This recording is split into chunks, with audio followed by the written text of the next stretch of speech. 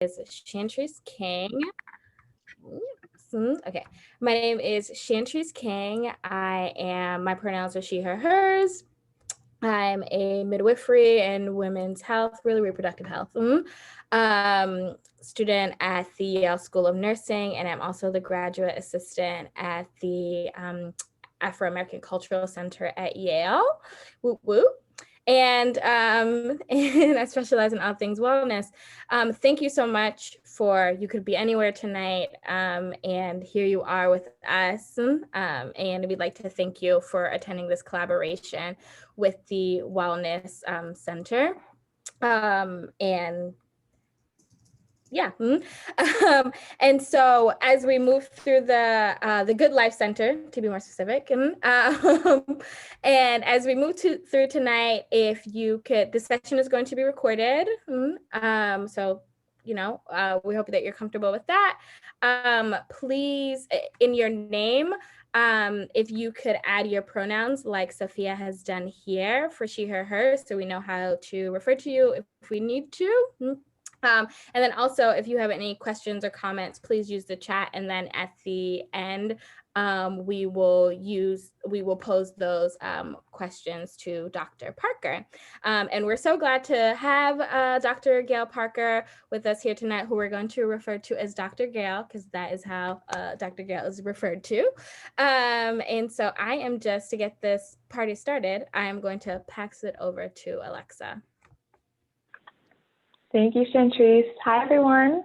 Thank you so much for being here with us tonight. Hope you're feeling grounded, feeling calm.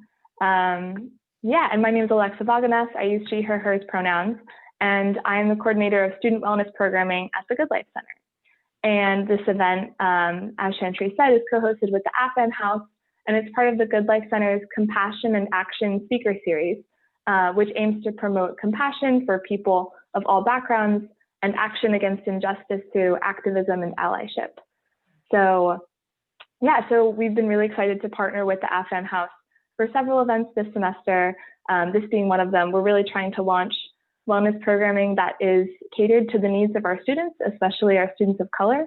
And when I came across Dr. Gail's work and her new book, Restorative Yoga for Ethnic and Race-Based Trauma, I was really excited and wanted to bring her to campus virtually, just because race-based trauma is rampant in our societies, and has profound negative impacts on the physical and mental health of people of color. Yet it's also not something that's really talked about that often within healthcare settings.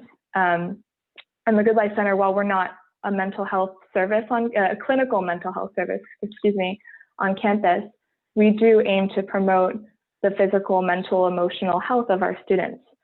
So without further ado, I will just read Dr. Gail's bio quickly, and then I'll pass the mic to her.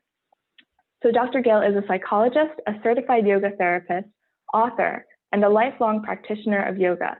She is the author of Restorative Yoga for Ethnic and Race-Based Stress and Trauma, a book that describes how restorative yoga can be used as an effective self-care tool that helps you navigate the stresses that arise from daily lived experiences associated with race. This book invites everyone, not just those directly impacted, to explore the intersection of yoga, race, and ethnicity, and to consider the psychological impact of race-based stress and trauma on the health and well-being of each of us. Dr. Gail is well known for her pioneering efforts to blend psychology, yoga, and meditation as effective self-care strategies that can enhance emotional balance and contribute to the overall health and well-being of practitioners. Her broad expertise in behavioral health and wellness includes 40 years as a practicing psychotherapist. She is also the president of the Black Yoga Teachers Alliance Board of Directors. So thank you so much for being here with us, Dr. Gail. I will let you take it away. Well, thank you everybody for inviting me into your space. I'm excited to share this space and this time with you. What I'm going to do, because I, of course, have prepared more than we probably have time for, I'm going to go immediately into screen share because I want to share some information with you and then make sure that we have time for discussion because I really want to hear from you. We're a small group, so that makes it really nice for us to be able to do that. So here we go.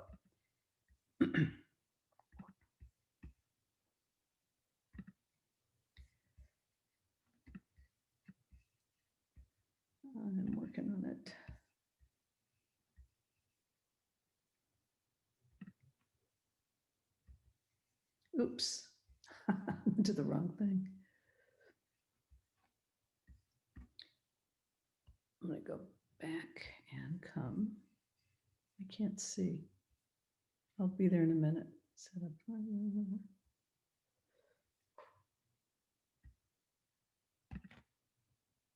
I went to where I've been hanging out all day. So welcome to a Yoga for Race-Based Stress and Trauma. We are currently in unprecedentedly stressful times. And so I will tell you, I'll say this, our topic is going to be race-based stress and trauma, but everything I'm sharing with you can be utilized to deal with any kind of stress and trauma that you happen to be experiencing.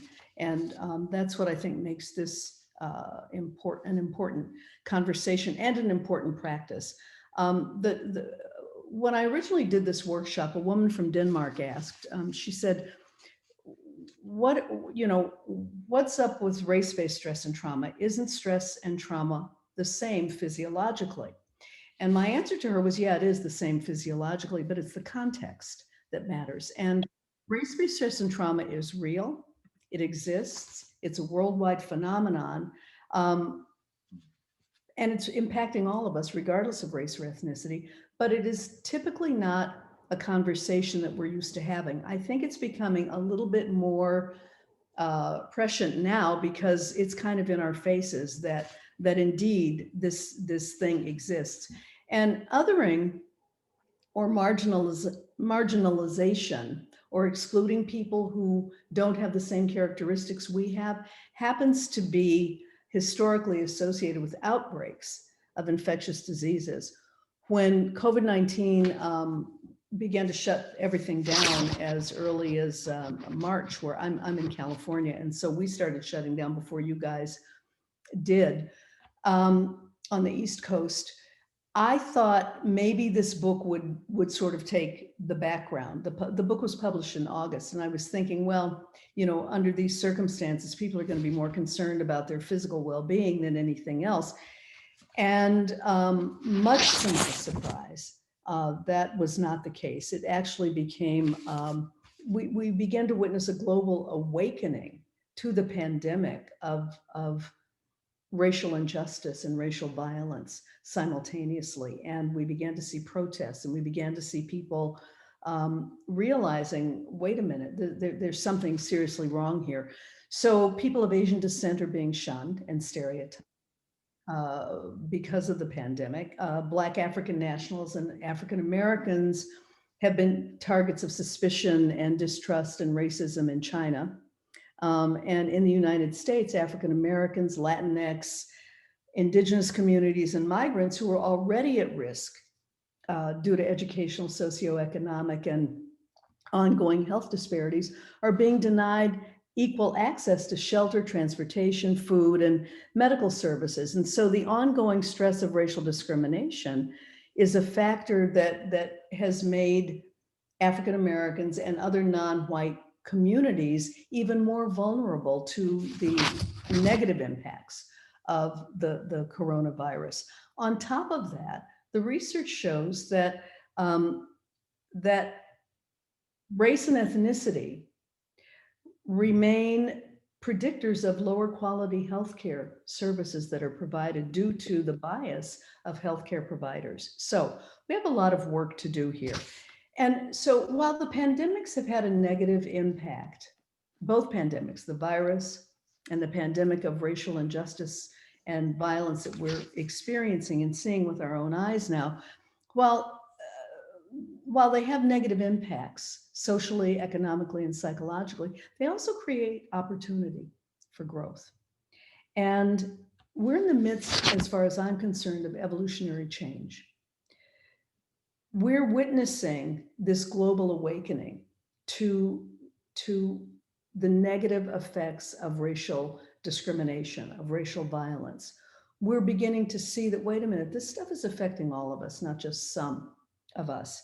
And what I want to say is that, and we're seeing it because of the protests. We're seeing people protesting, pushing back, demanding change. And this is a wonderful thing. But the protests, the removing symbols, the demanding of systemic change is not going to heal the psychological wounds that we have endured. And so we need, in addition to all of that, we need all of that. In addition to all of that, we also need practices that support psychological health and well-being that can lead to post-traumatic growth. We do not have to stay stuck in trauma. And so we're going to talk about that this evening. It's a pivotal time in our transformation as conscious beings, as far as I'm concerned. So yoga is transformative. I don't know if all of you practice yoga, but I do know that yoga in the United States has been presented as a physical practice and a technique for relaxation. And all of that's true, but it's more than that. It is a practice that actually transforms. And so I just want to give you a little bit of history and then we'll move on from there. So it's a 5,000 years old tradition. And in the pre-classical era of yoga, it was primarily a meditation practice. It was practiced by people who renounced all of their material possessions and who renounced living lives, the everydayness of life, and went off to the forest or to the mountains to meditate. That's all they did. And they were seeking, they wanted to have a direct experience of God. They wanted to transcend the limitations of being embodied, the limitations of the way we think about things, the way our emotional state, and have a higher level of experience than being in this physical body can offer. And so that was, so the physical practice was irrelevant. It did not exist. The classical era of yoga happened around the 14th to 15th centuries. And that was where the philosophical precepts of yoga were written down. And they were written in the form of 195 aphorisms called sutras by the sage Patanjali. So we don't know whether or not Patanjali really existed or whether or not that's just a mythological character. But we do have these aphorisms that tell us how to lead our lives. And so yoga was a lifestyle. It was not just a thing that you did. It was, and the physical practice was still not important. In fact, because of British colonialism and because of the stereotype of Indians, South Asians, as being weak and inferior, the higher caste Indian population didn't want to have anything to do with the physical practice, because the people who were doing the physical practices were sort of doing it almost as a way to performative. It was a performative way of getting money, also getting people to pay them money to perform these practices. So they didn't want any part of that. It was not until about 150 years ago that the modern era of yoga came into being. And that's when the physical practice and the health practice became predominant. It corresponded with the Indians wanting to free themselves of colonial occupation and to establish their own national identity. And so yoga was actually used as a martial art. They were doing it and they were calling it physical health and well-being, but they were actually helping people build their bodies, their physical bodies and their emotional bodies, to be strong enough to fight for their freedom. So I just think that's important. What it is. So yoga has transformed, but it also transforms practitioners. Most people are not going to yoga classes to learn, to be transformed. Most people are going to yoga classes to get some exercise, to get a little relaxation, maybe just out of curiosity, but it doesn't matter. It is a powerful experience. So I thought what I would do is share with you my yoga story.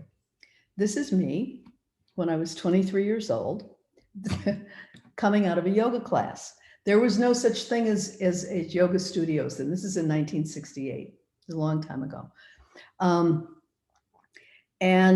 We wore t-shirts and jeans to this class. I have no idea how I found this class. It was being offered at the Detroit Institute of Arts. I had graduated from college and left where I had been living for the past 6 years and came back to Detroit and stumbled across this class. I do not know how this happened.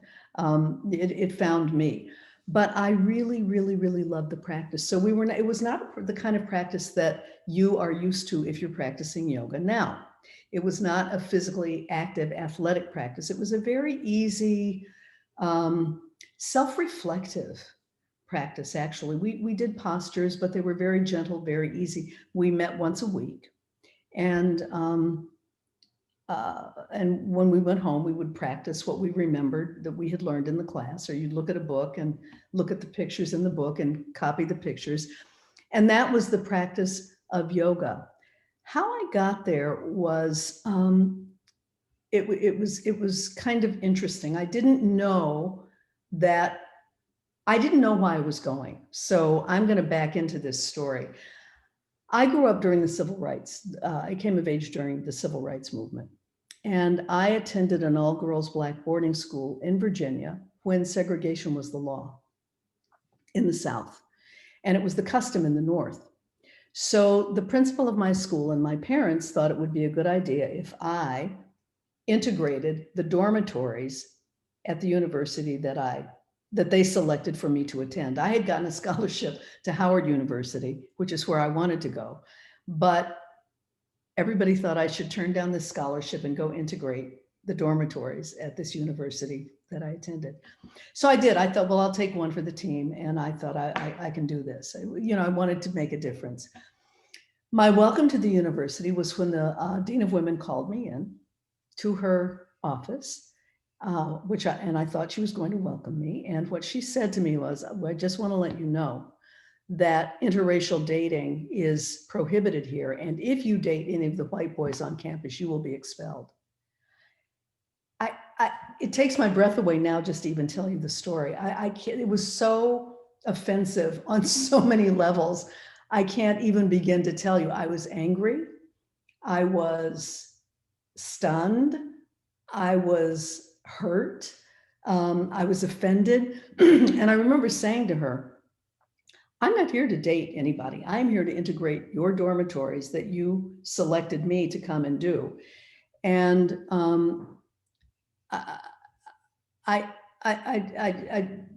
there was nothing more for me to say. So she reiterated, she said, well, just make sure you don't date anybody. So I marched out of her office and went to the president's office to complain. And I did. I complained. I told him what she said.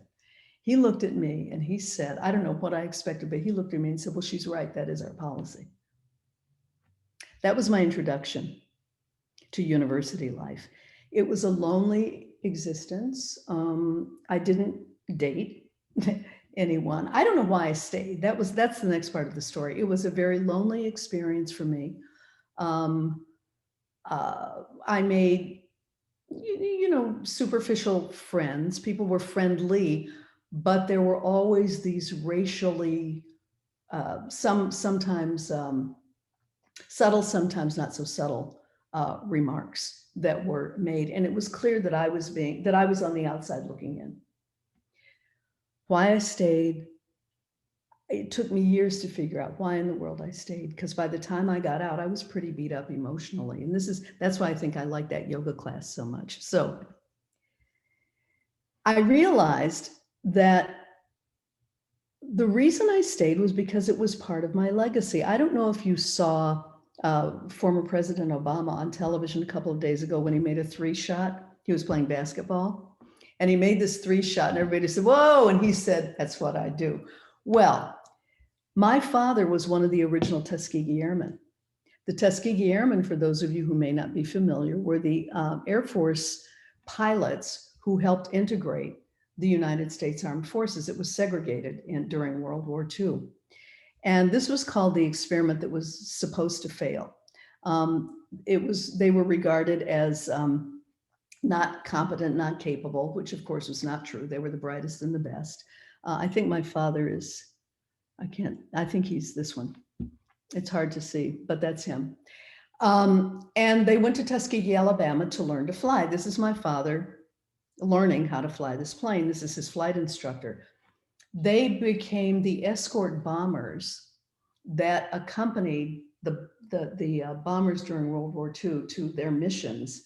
And their claim to fame is they never lost a bomber. They never lost anyone. So these were people who were pretty heroic. This is my father. He was a second lieutenant here. He's a major here. He became a training pilot. He stayed in the military and was teaching other pilots how to fly. This is one of his students. So I realized, I thought, well, it's my legacy. It's what I do. It's what we do. So I felt better knowing that. What I didn't know is what difference my being at that university had made until one evening, a bunch of us were together, a bunch of us meaning adult couples were together at a social event. Half of us had gone to HBCUs, the other half had integrated our colleges. The people who had gone to the HBCUs were raving about what a wonderful experience it was, how they wouldn't trade it for anything, how much fun they had, how they're amazed that they graduated because they partied so hard, blah, blah, blah, blah, blah. They go to home, they're still going to homecoming, it's like, it was amazing. Those of us who integrated were telling a very different story. Hated it, don't have any friends, wouldn't go back if anybody paid me. And that was the story we were telling. There was a young woman, a college student, who was a house guest of the host, listening to all of this. And she said, when we finished, she said, I don't understand why you guys are so bitter about your experience, the ones of us who had integrated our colleges. So we got louder, we escalated. We wanted to make sure she understood why. And when we finished, she looked at us and she said, she was a student at Brown. She said, don't you understand that had you not done that, I could not have ever attended Brown University? And that was the first time it occurred to me that the sacrifices that were made by doing the things that people of my generation did, those of us who did that stuff, might have been worth it. This is my yoga teacher. His name, we called him Mr. Black. He wore this black suit and tie to teach us yoga. It was a very different time then. Yes, he did. This is how he dressed to teach us yoga. And I found out maybe about 10 years ago, I didn't know it at the time, that he was a student of Paramahansa Yogananda who wrote the autobiography of a yogi. I don't know if you're familiar with him, but he is a revered sage in the yoga world. I am pretty certain that it was because of my introduction to the practice by a real master that I stuck with it for all of the years that I did, because it was not until 1990 that yoga studios began to proliferate. And I started practicing in studios then, took a yoga teacher training because I wanted to figure out why what was really happening here, because I could feel the shifts and changes. And that was when I was introduced to restorative yoga. I was a practicing psychologist at the time, and I realized that restorative yoga, which we'll talk about, was a way in to your own body it's a contemplative practice. It's done in stillness. We'll talk about that allowed you to realize, oh, I have an inner life. My thoughts, my feelings are related. Oh, some of the ways I am processing all of this information is related to the way I'm feeling. And so I started then beginning to infuse these principles and just these ways of being into the work. So let's talk about race-based stress and trauma. What does yoga have to do with any of that? Race-based traumatic stress is regarded as an injury. It is not regarded as a mental health disorder. It is considered a normal response to an emotionally painful event. It's caused by a race-related external event. We'll use me as the example. I go to the dean of the women's office. I'm minding my own business, thinking I'm there to, be welcome to the university. And she starts explaining to me that I can't date anyone, and that if I do, I'll be kicked out of school. So, I mean, so that's gender, you know, so now you're seeing the intersections of gender and race here. The boys won't be kicked out of school. I'll be kicked out of school. So race-based traumatic stress injury is caused by an external race-related event. It is emotionally painful. It is always unexpected, and it's always uncontrollable. So it reminds me, I like this image because this is what it actually feels like. Tree is standing in the middle of the field, minding its own business. Here comes a lightning strike. It injures the tree all the way down to the root. The tree didn't do anything to attract it. The tree can't do anything to get away from it and couldn't have stopped it. And I think it's really important for us to understand that when you have an experience of racial injury, you're not making it up, and there's nothing wrong with you. There is something wrong, but it's not with you. I think it's really important to understand that you're not crazy, you're just hurt. However you respond to the injury, whatever your emotional response is. It's different from PTSD. Post-traumatic stress disorder is, number one, regarded as a psychiatric disorder. There's something wrong with you.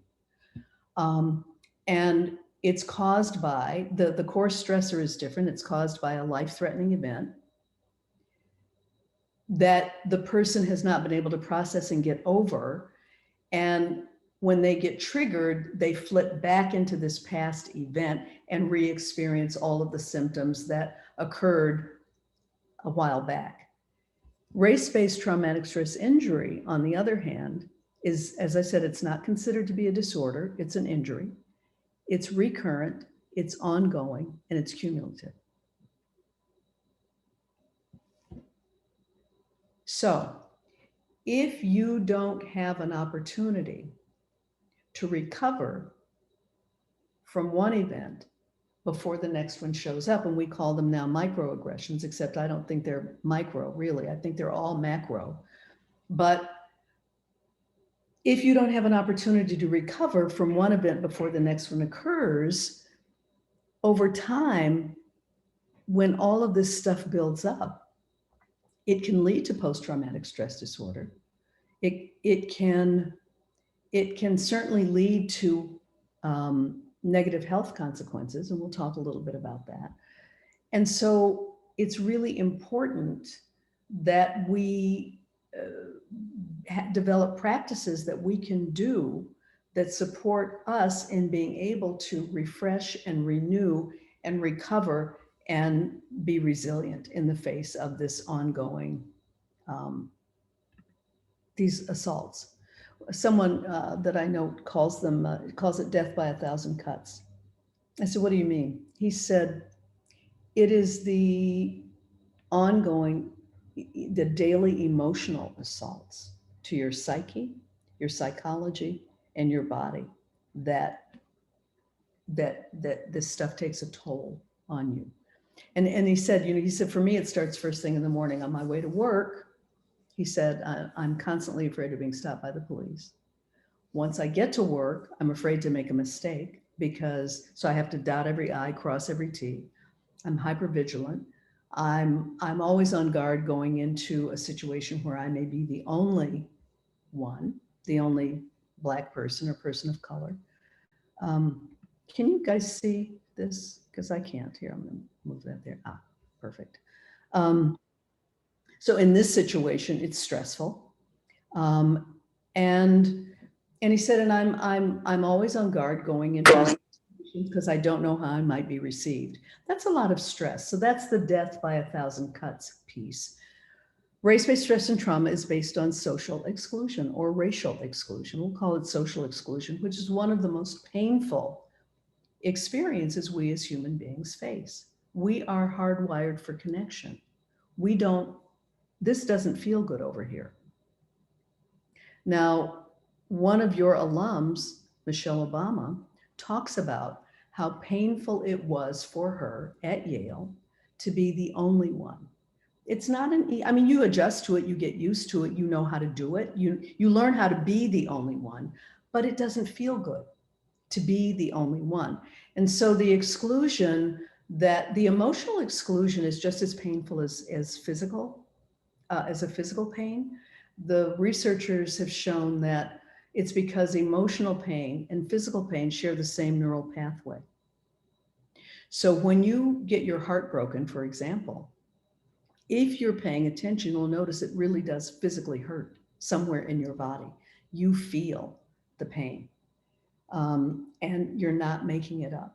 And I think it's really important for us to realize that, because in this culture, we live in a culture that likes to deny and minimize and pretend that this is not really happening. And we learn to do that ourselves. We learn to adapt and adjust and not feel what we feel. And that is part of the healing that needs to occur. That, you know what, we need to be able to say to ourselves, I know what I know, I see what I see, and I feel what I feel. It's really important. And again, I think as women especially, that's a double-edged sword. Women learn to be in denial about a lot of what we experience. And women of color in particular, it's a double whammy. So we can be, individuals can exclude you. So I experienced individual, institutional, and cultural exclusion when I was at the university I attended. There were individuals who would keep distance from me. The institution itself, you know, why am I the only and the first Black person to live in the dormitory? It was me and the basketball team. And one other, there was another friend that I had there. His father actually was one of the lawyers who fought and won Brown versus Board of Education. And he was from Washington, D.C. And he wanted to go to Howard too, but his mother thought that to honor his father's legacy, he had to go integrate a university as well. So he and I were good friends, and that was lovely. So the institution has policies in place that are exclusionary. And then there are cultural adaptations that are exclusionary. If you are an immigrant, for example, coming to the United States, in order to fit in, you have to acculturate. Acculturation is painful, it's stressful. It requires giving up important pieces of who I am to fit in. You know, if you talk to some of your friends or know people who have grown up as immigrants in the United States, they'll tell you stories about having to go to speech therapy to get over having accented speech. That's painful.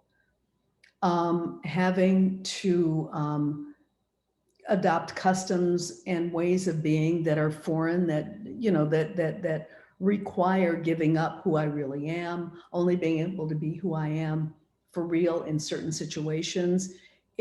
So these are all of the circumstances that involve exclusion. Not making eye contact with somebody is an exclusionary behavior. When you, you know, moving, when you don't want to, when someone comes and sits next to you and you get up and move. And the most painful aspect of all of this is the denial. Well, it doesn't have anything to do with the fact that you're blue. When in fact, the only difference anybody can see between the blue token and the green tokens is the blue token is blue. The blue token is not green. It's the same. It's the same. And so when you, and I call it racial gaslighting, when the act is clearly an act of racism, for example, and the denial is, no, that's not what that was. I don't have a racist bone in my body. That we've all heard this recently. You know, I'm the least racist person you'll ever know. Well, what we do know is that people who say that are not the least racist. It's really, you know, you're kind of telling on yourself. I'm reminded of the young men who were arrested in Starbucks because they chose not to place an order while they were waiting for a business associate to arrive a couple of years ago in Philly. And the police were called, they were handcuffed and held in custody for 9 hours. And the denial, well, no, that didn't have anything to do with race. But the witnesses all said, but the only difference between them and us is we're white and they're not. We come in here all the time and don't order anything. It's that. So it's those levels of exclusion that are very painful and that deserve to be acknowledged. And I say, I was thinking about this, I'll use the Starbucks example.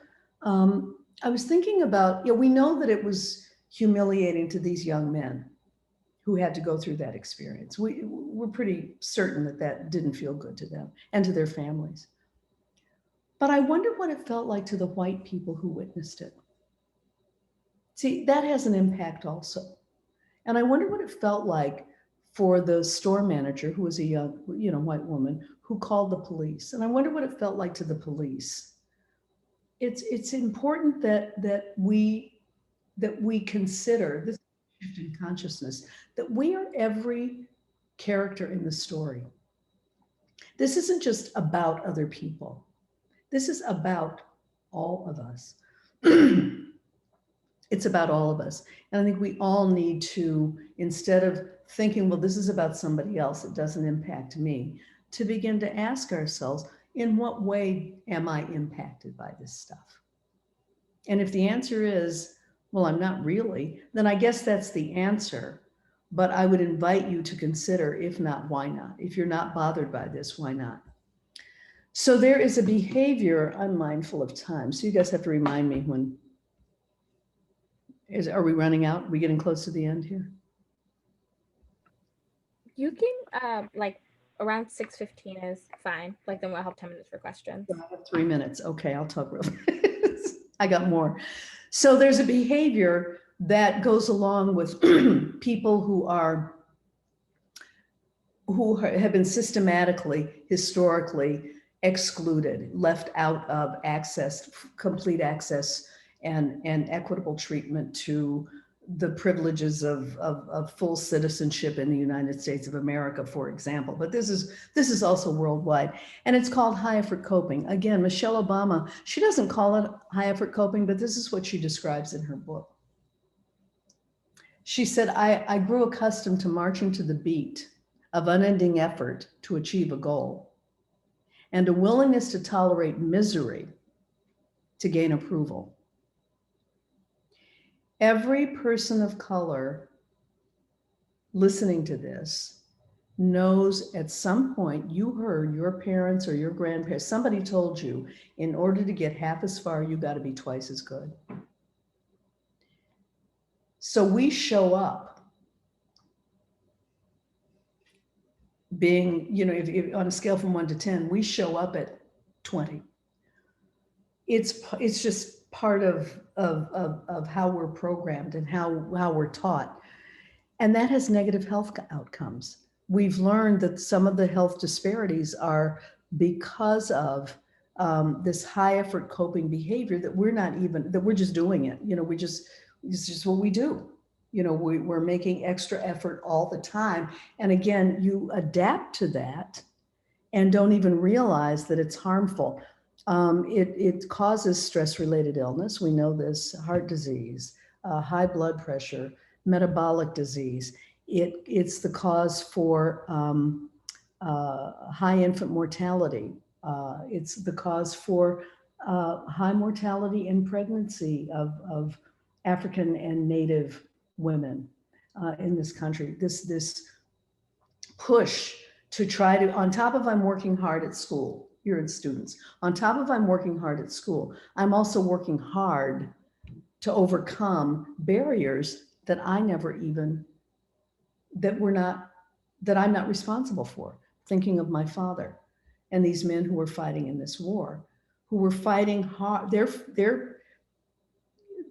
in the middle of a war and they're fighting discrimination. That's very stressful. And so we have to have ways of balancing that out. So here's my hypothesis. Yoga tells us that we can balance ease and effort. My hypothesis is if you're making all of this effort, if you are experiencing ongoing, cumulative, recurrent race-based stress and trauma, and you're working really, really, really, really hard to accomplish your goals, you need a practice that supports ease. You do not need to be making more effort. So this is why I like restorative yoga. Restorative yoga is a receptive form of yoga. We use these props, for those of you who are not familiar, bolsters, cushions, blankets, and blocks to support the body in holding poses. You're on the floor in all of the postures, in holding poses for extended periods of time while you are actively stimulating the parasympathetic nervous response. The parasympathetic nervous system is the part of us that we call it the rest and digest system, that slows everything down. It evokes the relaxation response. It takes about 20 minutes in one of these poses to get there. But once the relaxation response, which is a real physiologic response, clicks in, blood pressure goes down, metabolism slows, breath rate slows, brain waves slow, and breath becomes more efficient. So it becomes more shallow. It invites us into this space of deep rest. So even if you're not getting any sleep, I don't know about you, but I remember when I was in undergraduate school, realizing one day, I thought, I'm never going to get enough sleep again as long as I live. I was so sad when I had this realization. But even if you can't sleep, you can rest. And that's what this practice does. It offers opportunities for deep rest. I'm not talking about just laying on the couch and falling asleep, because the practice is done is it helps cultivate alert awareness so that you're aware of what it feels like to come into these deep states of rest and relaxation. When you're aware of what it feels like, you can simulate that feeling in stressful situations. You can remember what relaxation feels like. People who are on high alert all the time don't know what relaxation feels like. They think they do, but they don't even know. And so that's why I prescribe restorative yoga. Anybody can do it.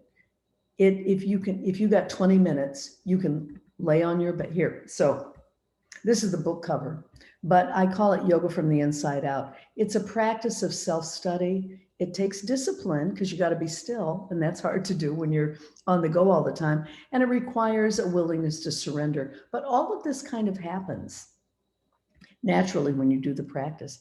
These are some examples of some of the restorative poses. This, if there were a wall here, her legs would be up the wall.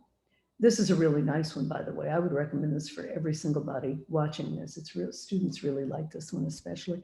So you put a nice little bolster or a blanket roll, something, a cushion under your low back, scoot your legs up the wall.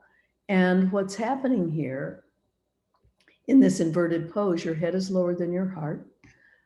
The blood flow is reversing itself. Everything slows down here. It's really, really nice. And if you can't do this, you can drape your legs over a bed or a chair, and you get the same effect. If this is too intense, you don't have to do this level of intensity. You can lay on your back with a cushion, a blanket roll, a bolster under your knees. Again, it gives the body this feeling of relaxation that makes it easier to stay still and evoke the relaxation response. Or you can come into a side twist with this bolster. And you see her head is in the same direction as her knees. And in most yoga classes, your head would be turned the other way to get more intensity and stretch. But we're not trying to stretch anything here. We're trying to minimize stress. And so what I always do is I tell people to turn your head in the opposite direction. And they do. And then I say, now decide which feels better and choose the one that feels the best. And most people immediately turn their heads back this way. There are few people who keep their heads turned the other way until they realize that's stressful.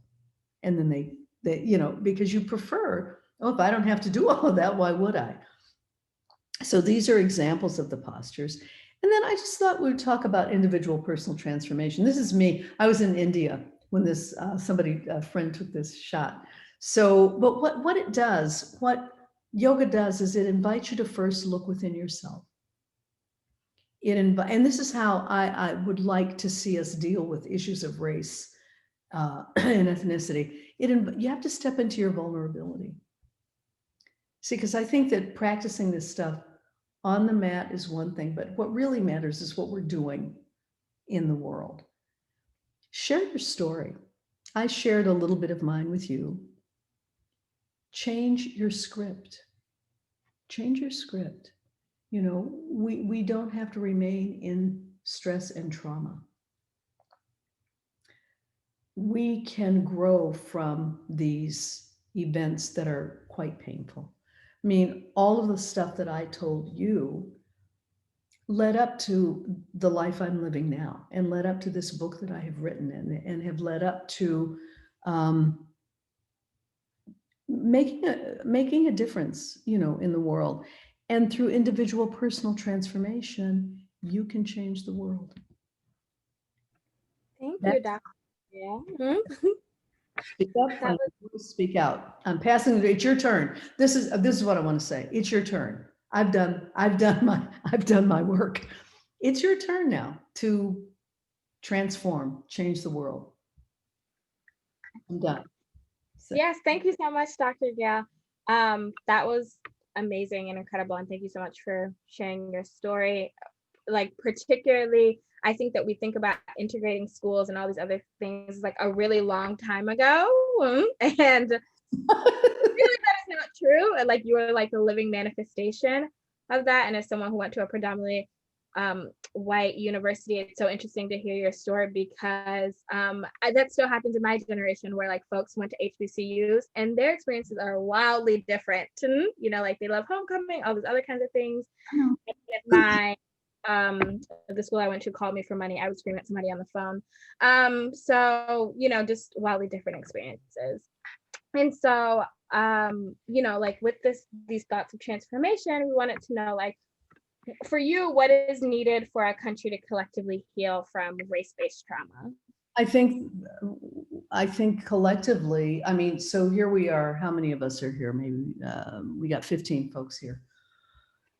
I think that if you are interested, then you begin to do the practice. You begin to recognize, that's what I think, that's what I'm teaching. We have to do these practices. You have to do the practices to keep yourself healthy and sane, and to keep yourself from burning out. And as you come into these places of deep self-acceptance and self-realization and self-actualization, which is what this practice will do for you, you begin to attract people who, oh, I want what she's having. I want that. You seem so calm. People say that to me now. I was the world's most impatient mother, I think. My son and I laugh about it now. But after years of meditating and being still, practicing being still, practicing these principles, trying not to do harm, trying to tell the truth, trying to find balance, not grasping, not hanging on to stuff, trying to learn to let go. And these are all the codified behaviors that are in the Yoga Sutras, by the way. Over time, people start saying things to you like, oh my God, you're so patient. People tell me that now. It's amazing to me. You're so patient. And I mean it, I am. It's like, take your time. Got all the time, you know, and I did not. So I think that you have to find your own voice. What difference do you want to make? Okay, let's start with that. I would ask you to start with, what difference do I want to make? And what difference am I making, if any? And how do I want to show up? I mean, I think this is a process of self-inquiry. That's what yoga does. That's the first sutra. And now the inquiry of yoga begins. It is a practice of self-study. It is a practice of discipline. It's a practice of surrender. I don't know if that answers your question, but if we individually do this, I used to teach at the University of Michigan. We taught a class called Change the World. And the text we used was called Change the World. I'm not recommending it, but if you want to, I mean, it's decent. But it was really the story of how Gandhi, Martin Luther King Jr., and Jesus, through individual personal transformation, changed the world. And we were teaching this in the business school, by the way. It was amazing. And I think it's just important for each of us to know that we have that power. Quit giving your power away. Quit trying to get other people to change. There's it's in the book, I call it the Serenity Prayer remix. The Serenity Prayer, which is what people use in 12-step programs, is God grant me the serenity to accept the things I cannot change, courage to change the things I can, and wisdom to know the difference. Here's the remix. God, grant me the serenity to accept the people I cannot change, courage to change the one I can, and wisdom to know it's me. That's how. And if we're doing that collectively, we can change the world. We can make a big difference, for real. Thank you.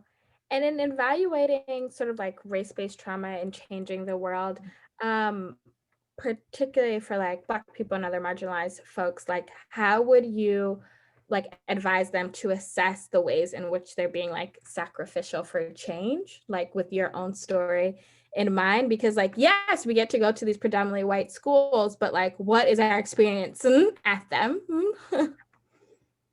I think we should be willing to tell the stories. I think that's another part. This is in the book too, how to create communities of care. This is communal work. This is, yes, we each have to do our individual part, but we also want to create communities of people that we can share our stories with, where we feel safe enough to do that. And what that means is that each of us individually has a responsibility to show up safe. Do you know what I mean by that? That's, some people say, well, how do you show up safe? It's an interesting question to think about. How do I show up safe? And sometimes we have to start by noticing how we show up not so safe, how we show up dangerous. You know, when you're being insensitive, when you're being argumentative, when you're being dismissive, when you're being oblivious, when you won't let someone have their own experience of themselves. You know, that people don't need to be fixed or changed.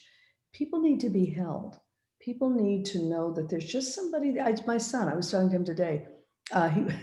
He called me up to give me some election news, and I said something. What did I say to him? I can't remember. I thought I was being helpful, and I teach people don't do that, you know. And I said, I thought it was fairly benign. It was something like, well, listen, don't worry. No matter what the outcome, nothing has changed. Your life will continue. All will be what he said, Mom, I did not call to hear that. So don't do that. Don't offer that kind of advice, you know. I mean, because people really don't want to hear it. I don't want to hear it, but you know, but I do it, you know. None of us is running a perfect game here. So when we take the path of self-inquiry, because that's what this is, you're going to find out things about yourself that you may not like. We all have this image of ourselves as being these really great people. And when we find out, which we do through other people, usually, that, ooh, I really did say that, or I really did do that. And that really maybe wasn't so great of me. We have to be willing to accept the fact that none of us is running a perfect game. we need to be willing not to lecture and preach, but mentor and support. Again, my son, he's 22, came home from school. I don't know what I said, something. He said, I don't need your support. What did he say? I don't need your advice. I need your support. And I said, what's the difference? And he just shook his head. But I had to think about that. Oh yeah, what is the difference? There is a difference between advice and support. I like to give advice. Support, but so it's that. It's a willingness to face your own hypocrisy. We have to do that. We all have it. We're all blaming other people for stuff we do. Aren't we? Yeah. Thank you.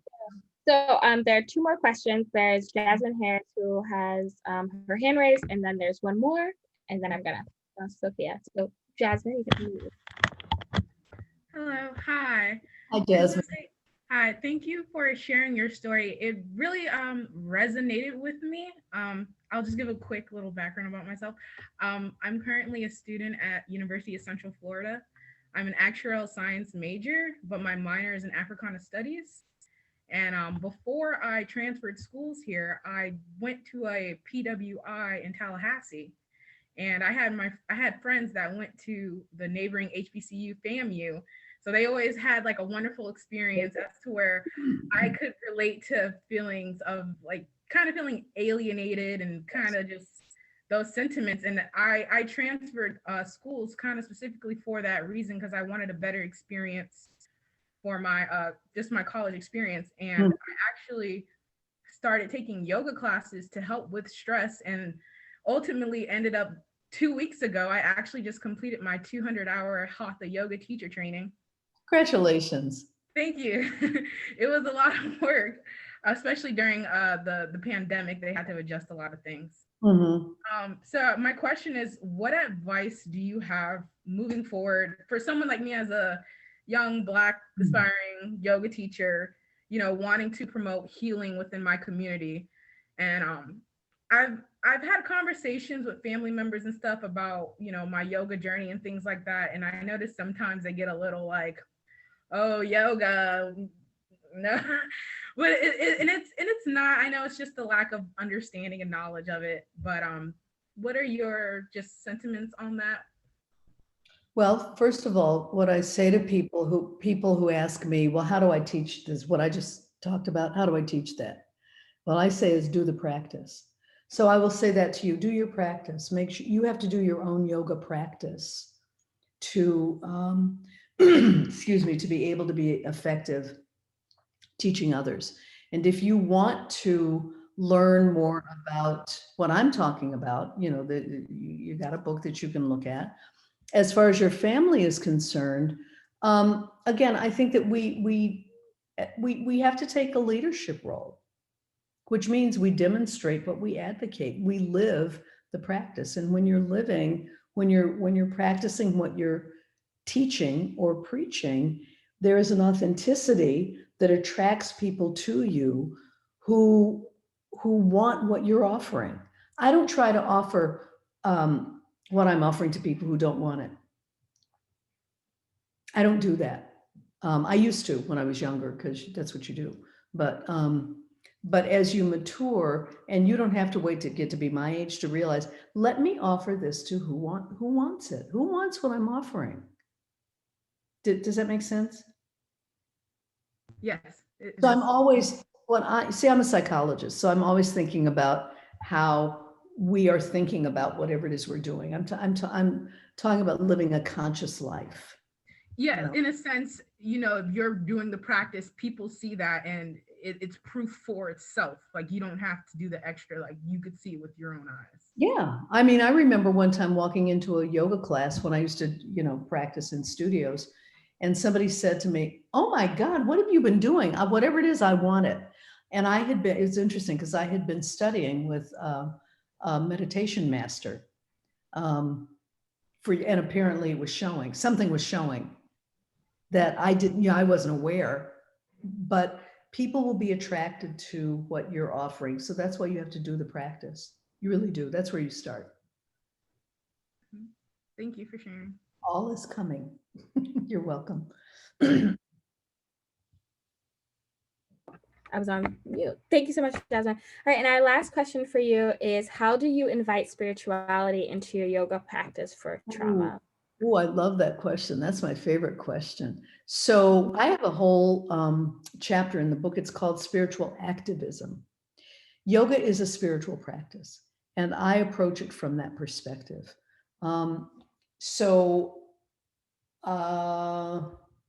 Gee, I don't invite it. It is for me a spiritual practice. That is the foundation of the practice, by the way. We, in the yoga tradition, you learn that you have a physical body, you have a breath body or an energy body, you have a thinking and emotional body, you have a wisdom body, and you have a spiritual body. When all of those, and in not yoga talk, they're called koshas, but in not yoga talk, it would be, these are all states of being. When all states of our being, what we possess, are in alignment, spirit, wisdom, thoughts and feelings, energy, and physicality, we're integrated. I say, and the way I teach it is that we need to make friends with our spiritual body, the spiritual aspect of self, because that infuses every other aspect of our being. So I don't know if that answers your question, but that's how I do it. I start there. I start with that. I don't lose sight of the fact that this is indeed, for me, an aspect of spirit. I don't separate all of that out. You don't have to. Who said we are spiritual beings having a human experience? I think Desjardins said that. Yes, Allison, is that who said it? Okay. Yeah. Thank you. That's one of my favorite sayings. It keeps me grounded. And so I will pass it on to Sophia. Thank you so much, Dr. Gail. Thank you. Yes, thank you so much, Dr. Gail. We appreciate your time. I'm still pondering on how to answer the question, how do I show up safe? That's a great question to think about, honestly, because we can't guarantee safety for students, but we can guarantee just comfort, security, love. That's all we can do. So thank you so much for giving me some food for thought there.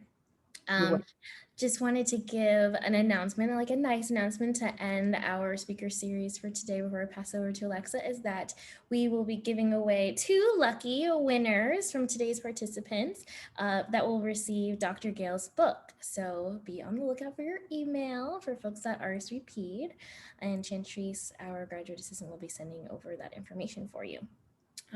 Alexa will be sharing in the chat now that we have an evaluation form of today's event if you'd like to give any feedback for us, and also specifically for Dr. Gail. I know that she had a longer presentation prepared for us that we didn't get a chance to fully delve into, so if you're looking to continue that experience, you can contact her, and then I'll specifically put her website in the chat as well so folks can see that and continue to do their own learning and look for more information on different practices that she's working on and different books that she might be having.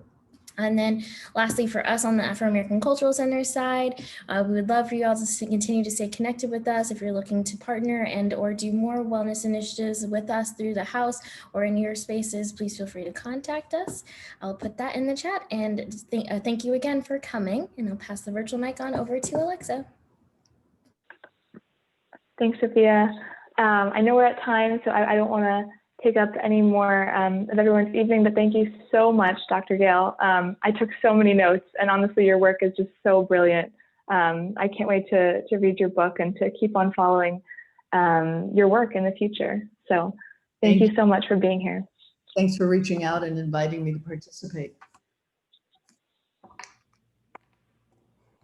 Great. So Great. Thank you, everyone.